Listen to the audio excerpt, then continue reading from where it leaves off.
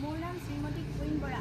আমি নম্বৰজান উচ্চ মাধ্যমিক বিদ্যালয়ৰ নৱম দশম শ্ৰেণীৰ ছাত্ৰ ছাত্ৰী হয়। আমাৰ টিমটোৰ নাম হৈছে কুইন বৰা।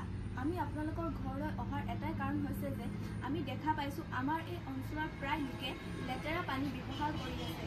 সেইবাবেই আমি আপোনালোকক দেখাবলৈ আহিছোঁ যে বিশুদ্ধ পানীনো কেনেকৈ ব্যৱহাৰ কৰিব পাৰি।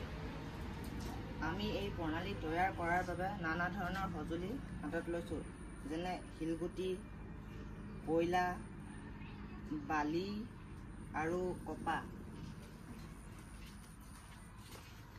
আপোনালোকক পৰীক্ষা কৰি দেখুৱাবলৈ লৈছোঁ যে এইখিনি আপোনালোকে দেখা পাইছে যে লেতেৰা পানী।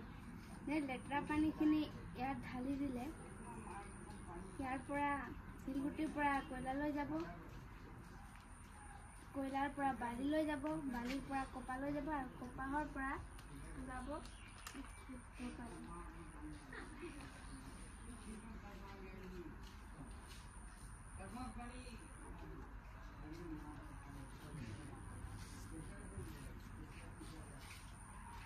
আপোনালোকে দেখা পাইছে যে এইটো বিশুদ্ধ পানী এতিয়া আমি খাব পাৰোঁ। বিশুদ্ধ পানী খালে আমাৰ বিভিন্ন ৰোগৰ পৰা পৰিত্ৰাণ পাম।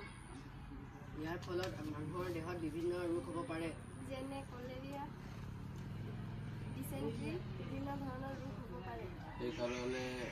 সেইকাৰণে আমাক বিশুদ্ধ পানী খাব লাগে। আমি যে আপোনালোকক এয়া বুজালোঁ, আপুনি কিবা যদি আমাক প্ৰশ্ন কৰিব আছে আমাক সুধিব পাৰে।